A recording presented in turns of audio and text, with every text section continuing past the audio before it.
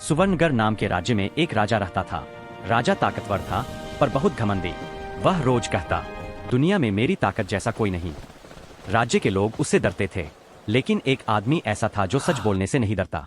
वह था भानु, एक मेहनती लोहार। भानु दिन भर भट्टी पर काम करता, गर्म लोहे को हथौड़े से मारकर औजार, तलवार और दरांती बनाता। वह शांत, समझदार और सबका पसंदीदा था। एक दिन अजीब घटना हुई। महल के पीछे बहुत पुरानी गुफा थी। कई सालों से वह बंद पड़ी थी, पर अचानक वहां से धमाकों की आवाज, धुआं और तेज लपटें उठने लगीं। सैनिक घबरा गए और राजा के पास दौड़े। महाराज, ऐसा लग रहा है कि गुफा में कोई दानव या बड़ा जानवर फंसा है। राजा बोला, मैं अकेला ही इस समस्या को हल कर दूंगा। भानु भी वहां पहुंच गया। वह बोला, महाराज, गुफा बहुत पुरानी और खतरनाक है। हम दोनों साथ जाएंगे तो अच्छा रहेगा। लेकिन राजा ने घमंड में कहा, मेरी ताकत काफी है, मुझे किसी की जरूरत नहीं।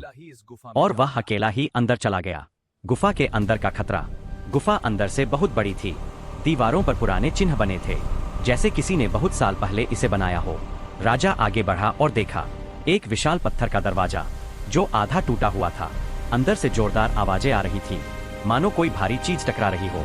राजा ने सोचा, मैं इसे अपने बल से खोल दूंगा। उसने पूरी ताकत लगाई, पर दरवाजा नहीं हिला। उसी समय ऊपर से पत्थर टूटकर गिरने लगे। गुफा कांपने लगी। राजा डर गया और चिल्लाया, कोई है, मेरी मदद करो। भानु ने बचाया। भानु बाहर इंतजार कर रहा था।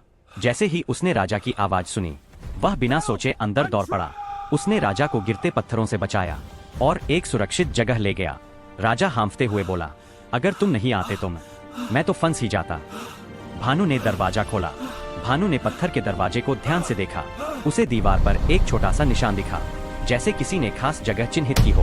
भानु बोला, महाराज, दरवाजा ताकत से नहीं, सही जगह पर चोट करने से खुलेगा। उसने हथौड़ा उठाया, धीरे धीरे उस निशान पर मारा। थक थक थक धड़ाम, दरवाजा खुल गया। अंदर एक बड़ा जंगली भैंसा जाल में फंसा हुआ था। वह डर के कारण जोर जोर से आवाज कर रहा था। भानु ने जाल काटा। भैंसा शांत हो गया, उनकी तरफ सिर झुकाकर धन्यवाद किया और जंगल की ओर चला गया।